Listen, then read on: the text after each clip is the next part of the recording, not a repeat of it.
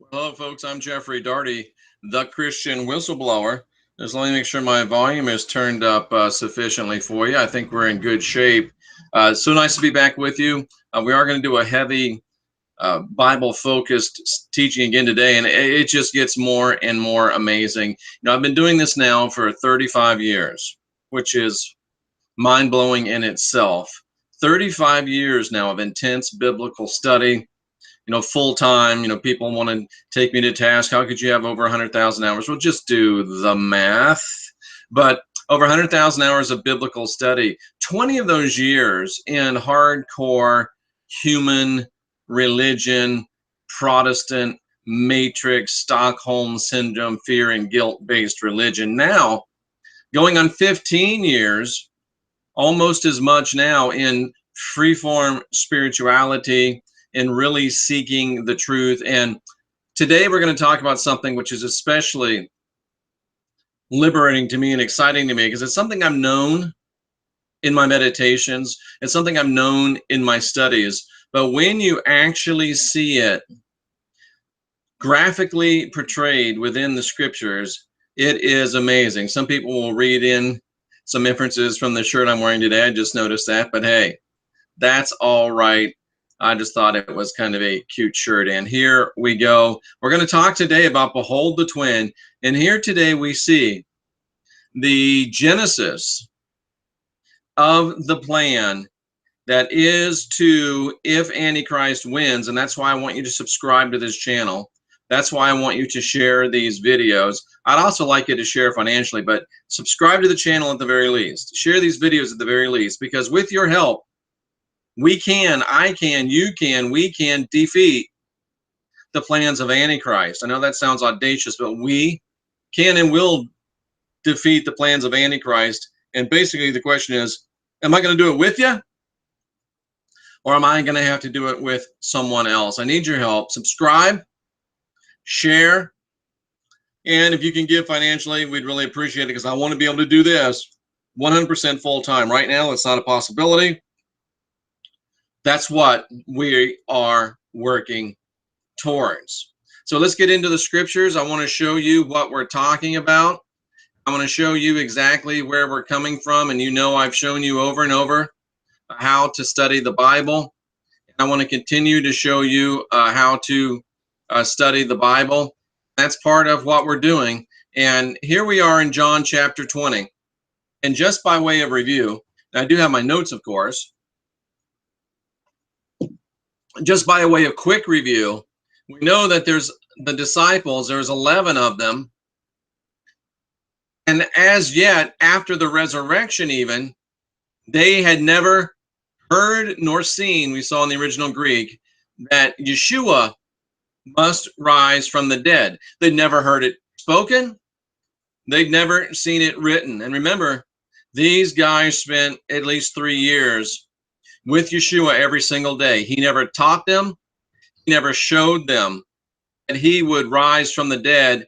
And obviously, by implication, if he never told them that he would rise from the dead, do you think he told them that he would die and lay in the ground? Of course not. He never talked about a crucifixion or any other death, and he certainly never talked about a resurrection. And again, that brings up the question. There's 4 or 5 verses in the New Testament that clearly show Jesus teaching the apostles about the resurrection. Yet here's John in the final message of the last apostle. Remember, John wrote in the late 90s saying, hey, look, man, at that time, we'd never heard about it. We'd never seen anything about it. So you can believe who you want to believe. I will believe Yeshua, and I will believe John. I will believe the final message of the last apostle. And then we went down here to verse 24, and we saw that there was 11, 11, 11, and it was confusing us. How come there's only 11? And that probably has some spiritual significance, because there was only 11 of them that made up the body of truth. That's interesting. Just throw that in for what it's worth. But Thomas, one of the 12, was not with them. So there solves our 11 mystery. It wasn't Judas that was missing. There was no Judas deceiving, or what's it called? Judas turning on Christ, Judas rejecting Christ. There was no Judas doing any of that. If he did, it certainly wasn't anything to do with the real scriptures, because there was only 11. It wasn't Judas that was missing. It was Thomas. that was missing. And Thomas was called the twin. And folks, Thomas, one of the 12, was not with them when Jesus showed up. Thomas, one of the 12, was not with them. That's why there was 11. And Thomas wasn't there when they saw Jesus. John is trying to give you a clue. He's saying, hey, look, we never saw Thomas and Jesus together. Thomas, the twin of Yeshua, Didymus, we never saw Thomas and Jesus together. How about that? Now, I want to add something else to you here that we haven't talked about yet so far. Here's a little statement. The other disciples therefore said to him, we have seen the Lord. Okay?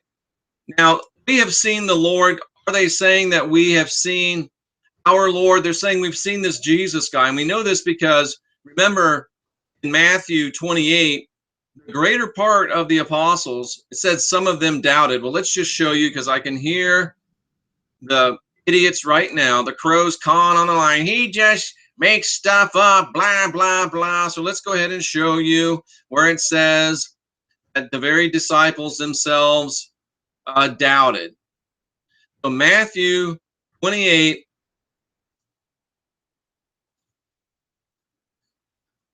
the 11 disciples went away into Galilee, in the mount where Jesus had appointed them. When they saw him, they worshiped him. Some did worship him, some doubted. We showed you before, some doubted. It's the definite article. That means the greater portion of them doubted. So, shut up and listen. You idiots that want to just cause trouble. You trolls. I don't even know why I'm not doing it for you. I'm doing it for the people that really want to know some knowledge. Okay, so anyway, the other disciples said to Thomas, presumably, Thomas came, Jesus was gone. Jesus came and Thomas was gone. The other disciples then said to Thomas, hey, we saw Jesus. Then Thomas says, except I see in his hands the print of the nails, put my finger into the print of the nails, and thrust my hands into his side, and will not believe. So you see, this is directly referencing the supposed crucifixion that the disciples didn't believe in. That the disciples, all 11 of them, had never heard of. Let's run into this. And my question is, did John write this? Or did Polycarp write this? Did John write it as a faithful reporter of what Thomas said? Or did Polycarp write it to try to create what eventually gets created? But at any rate, Thomas was there, Jesus wasn't there. Or Thomas wasn't there, Jesus was there. Thomas was there, Jesus wasn't there. Thomas says, allegedly, unless I put my hand in the print of the nails, finger into his side, whatever, I won't believe. Okay, you ready? Sit down, put down any sharp instruments, because here we go. After 8 days again, I already saw this. After 8 days, Thomas was with them, and then came Jesus. Remember, we read this last time in the original Greek. The word then is added. So the way it really reads is, after 8 days, his disciples were there, and Thomas came as Jesus. Doors were shut. He was in the midst. And then let's look at this. Somebody wrote this to me, and they said, hey, look, what is happening? How about this? My first response was, it's just added by translators. It's just dung. But let's look at it. Then said he to Thomas, reach hither your finger. Behold my hands, reach hither thy hand, thrust it into my side, and be not faithless, but be believing. And Thomas said unto him, my Lord and my God. Wow, Jeff, seems like an open and shut case. Seems like you're wrong. That's what they want you to believe. We just saw back here in verse 26 that Thomas came as Jesus in the original literal Greek. Thomas appeared to them as Jesus. John is telling you, up here he told you, look, I've never seen Jesus and Thomas together, hint, hint, wink, wink. And then he just says Thomas came as Jesus, because that then is added by the translators. But not even are we going to leave it there. We're going to get into verse 27 in the interlinear, which is the Greek word for word. And I'm going to show you how deception works. Okay? Look right here. Then he says to Thomas. Up here you can see the original Greek. And I'm going to show you something that will blow your mind. Then he says to Thomas. Even the Greek scholars that do these translations are trying to deceive you, because look at this. When you look at Thomas, it just means Thomas. And this is called, look at this, it's the definite article. But nobody was saying anything to Thomas. Then says Thomas. Look at this. To talk, to speak, to say. Then says Thomas. Look at it in the Greek. And then thereafter, next, says, speaks, definite article, the Thomas, or the twin.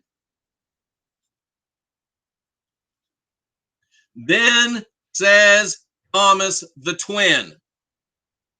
Then says Thomas the twin. Nobody said it to Thomas. There wasn't two dudes there. If I was still Pentecostal, I'd speak in tongues right now and run a lap around the building. Then says Thomas, bring your finger and see the hands of me. Bring your hands, put it into my side, and stop being unbelieving, but start believing. O.M. Jizzle. Then says Thomas in the original Greek, bring your fingers, bring your hands, look at my scarred hands, look at my pierced side. Stop unbelieving, but be believing. Who's he talking to? Wake up, ding, ding, ding. Wakey, wakey, eggs and bakey, the alarm is going off. Stop unbelieving, but start believing. He's talking to the greater part of the apostles that did not believe him, my brother, my sister. What you gonna do now that the truth of the scriptures is breaking out all over you? That's the Greek. It's just as plain as it can be. Then Thomas said, bring your finger, bring your hands, look at my side, look at my nail scarred hands. Whose hands were nail scarred? Thomas the twin. Whose side was pierced? Thomas, twin. Holy crap, Batman. John 20:28. But here, Jeff, it's obviously two of them, because Jesus tells Thomas, I'm your Lord and your God. Oh, really? You really want to stay with that? You really think I came on the air to get caught up like that? How about a little walk through the Greek? Then an answer, Thomas said, Thomas spoke. You ready for this? To them, to them, to them. I think I'm crazy, but I am just enjoying the hell out of this today. Then answered Thomas the twin and said to them, I know that these dirty, rotten, rat bastard, lying pieces of crap scholars that wrote this say to him, I show you the Greek, and it says, they, them. They, them. Answered Thomas to them and said, Lord,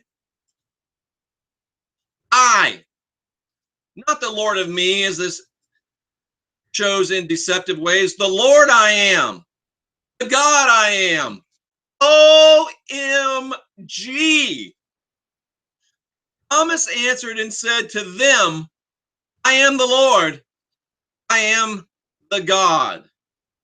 Thomas said to them, look at my nail-scarred hands, look at my pierced side. I am the Lord, I am the God. That is what Thomas said to the apostles. What you gonna do? What you gonna do? I feel like Hulk Hogan. Should I tear off this shirt? It's almost Hulk Hogan color. What you gonna do? Now that the truth of the scriptures has broken out all over you, behold the twin, behold the lie. All I did to you is read from the literal Greek. Who are you going to make fun of now? Who are you going to call names now? What you gonna say now? What you gonna do? Now that the truth of the gospel has broken out all over you. Used to call me the gospel gunner. I kind of feel a little bit like that again today. We know the truth. It's up to you. Is the truth going to set you free? Mark Twain said it's much easier to convince someone, or much easier to fool someone than to convince them that they've been fooled. You've been fooled. The only question is, are you man enough? Are you woman enough to wake up and say, hey, man, I've been fooled, but you know what? I will be fooled no more. I'm Jeffrey Daugherty, your Christian whistleblower. It's up to you. I'm giving you everything you need. Indoctrinate yourself.